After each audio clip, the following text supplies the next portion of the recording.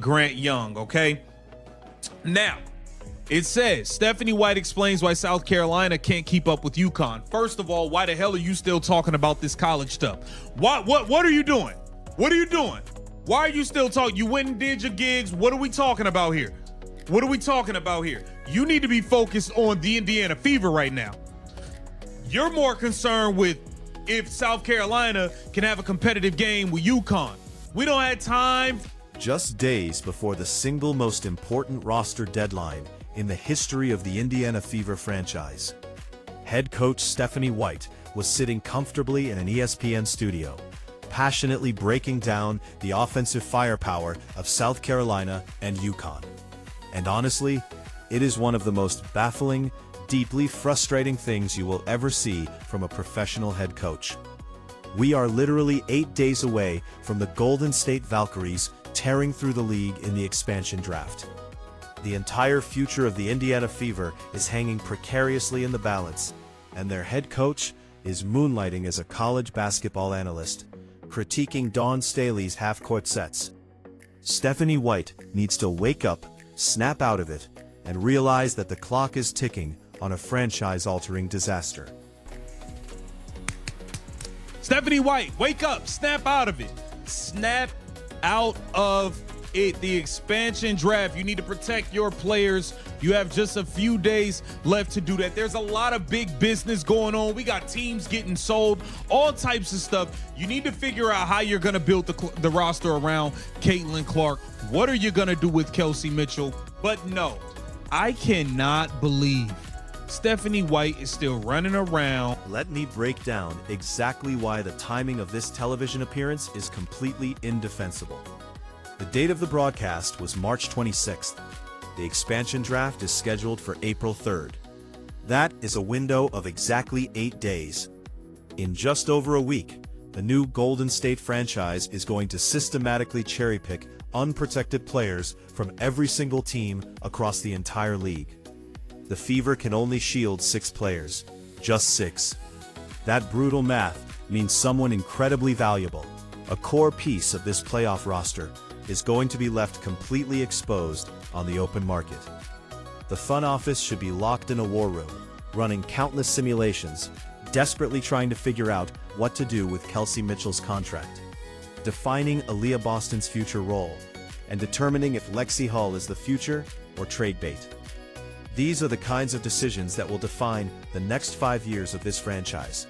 And instead of leading those intense strategic discussions, Stephanie White is on national television debating college matchups.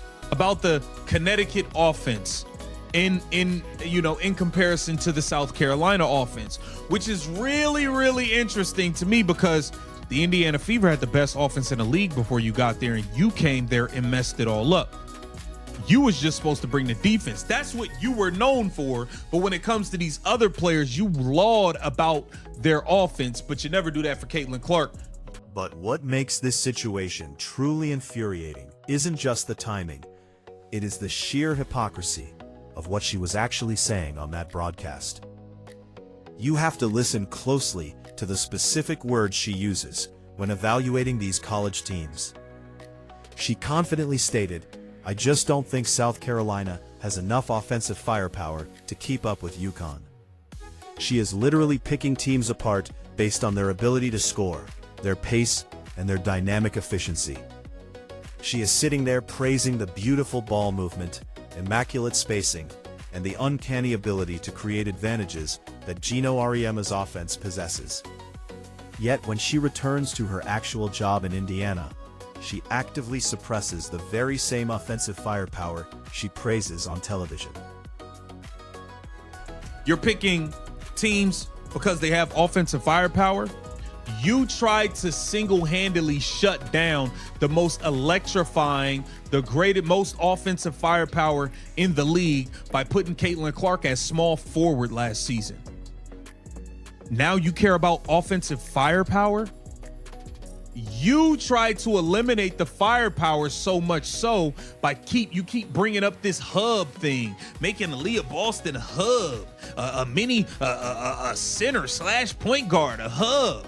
Just Let's look at the cold, hard facts of what Stephanie White actually did when she inherited this Indiana Fever roster.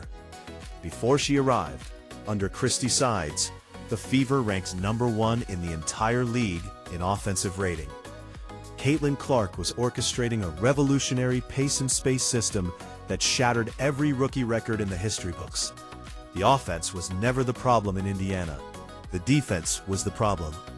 That is fundamentally why White was hired, to bring her defensive expertise from Connecticut. But instead of just adding a defensive scheme to an already elite offense, White completely restructured the attack. She bafflingly moved Caitlin Clark, the greatest point guard on the planet, to the small forward position. She installed Aliyah Boston as a post-up hub, forcing the offense to grind to a halt in the paint, instead of letting it flow at lightning speed through the hands of the league's best playmaker. Blunders last offseason. Stephanie White, Kelly Krauskopf, Amber Cox. You guys went and got DeWanna the Scammer Bonner, who ran off with the money. And let's be real, Stephanie White, you never even fully addressed that problem. You tried to sweep the DeWanna Bonner situation under the rug and say nothing about it because you knew it was your fault. It was your fault. You overpromised her something. You had Natasha Howard you recruited to come in here. She got to the podium and talked about winning MVP. Absolutely ridiculous and insane. You got Bree Turner over here. The philosophical clash between Stephanie White and Caitlin Clark reached a boiling point last season, and it revealed a coach who simply refuses to adapt to generational talent.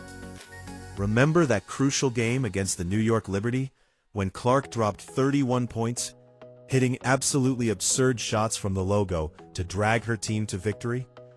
While the entire arena was losing its mind, White stood on the sideline with her arms crossed, looking visibly frustrated. She later openly dismissed Clark's explosive, game-winning performance as hero ball. That isn't coaching defense. That is actively suppressing offense. When UConn pushes the pace and creates advantages, White calls it beautiful basketball on ESPN. But when Caitlin Clark does the exact same thing in a Fever uniform, it is dismissed as selfish play. That contradiction tells you everything you need to know about an ego problem on the sideline. She clearly showed enough for the Connecticut Sun to hire her as a head coach in 2023, which clearly was a good call, okay? Now, here it says, therefore, White has a clear love and understanding of the college game, not to mention that she works as a basketball analyst for ESPN and the Big Ten Network during the WNBA offseason, which means she can take off her Fever coaching hat and think critically about other teams, both in professional ranks and in college. This is not the time to be taking off your professional Indiana Fever hat and being worried about how can South Carolina keep the game. And if you think her offensive philosophy is the only massive red flag, we need to talk about the absolute disaster that was the DeWanna Bonner acquisition. White personally recruited Bonner during the offseason, filling her head with grand promises about a featured role and championship-level expectations. Bonner showed up to Media Day, openly talking about winning the MVP award. And then what happened? The system completely failed her. She played 47 games, averaged a meager 7.9 points on a dismal 36% shooting, and reportedly felt completely misled and misused by the coaching staff.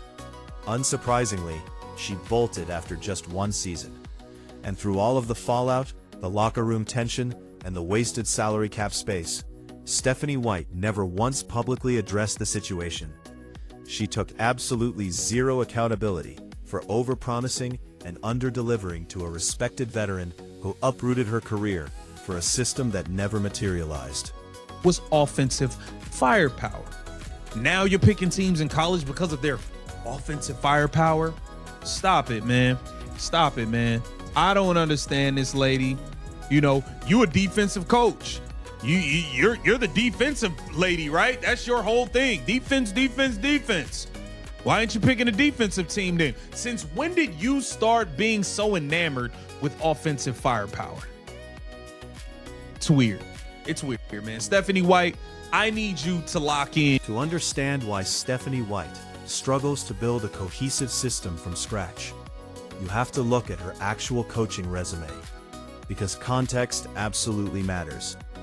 During her 5 seasons at Vanderbilt, in the brutally competitive SEC, she compiled a dismal record of 46 wins and 83 losses. That is a .435 winning percentage, with only one single winning season in half a decade. There was no upward trajectory, no sustainable identity, and no evidence she could build a program from the ground up.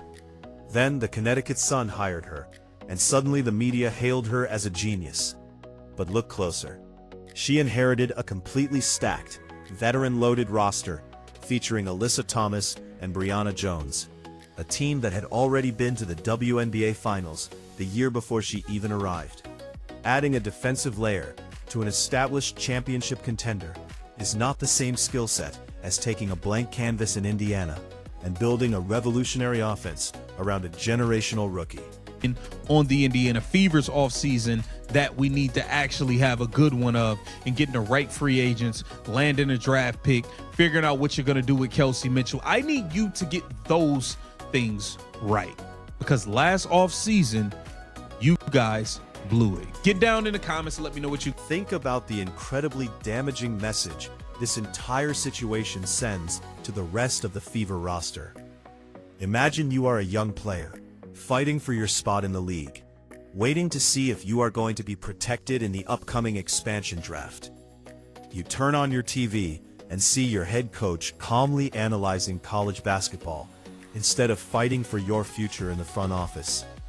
What does that tell you about her priorities? It screams that she views her lucrative ESPN broadcasting gig as equally important as her actual head coaching job. It signals that she is keeping one foot safely in the media world, just in case this whole coaching experiment in Indiana doesn't pan out.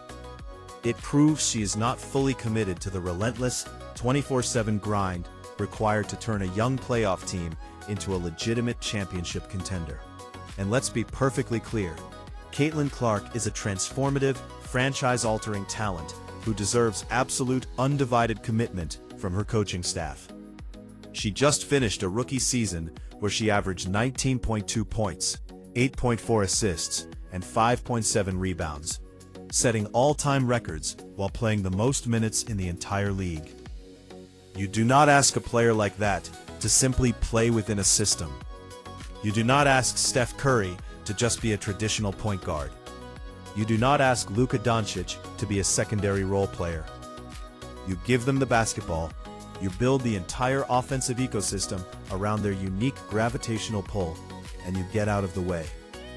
Stephanie White seems completely unwilling to accept that reality, preferring to cling to her vague philosophies about playing the right way, rather than maximizing the incredible weapon she was handed. The Indiana Fever have highly solvable problems right now. They desperately need elite perimeter defenders. They need a reliable backup point guard, so the offense doesn't collapse when Clark sits. And they absolutely must add elite three-point shooting, because ranking 11th in three-point percentage while having Caitlin Clark on the roster is a catastrophic failure of roster construction. These are issues that can be fixed in free agency and the draft. But absolutely none of that happens if the head coach is distracted by her side hustle. So I am turning the question over to you. Is it acceptable for a WNBA head coach to be moonlighting on national television just 8 days before an expansion draft rips through the league?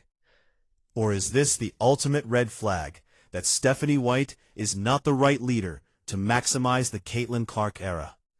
Drop your most honest, unfiltered takedown in the comments below. And if you think I am being too harsh, I want you to explain to me why she is analyzing South Carolina's offense instead of fixing Indiana's defense. Make sure you hit that subscribe button, because the chaos of this offseason is just getting started.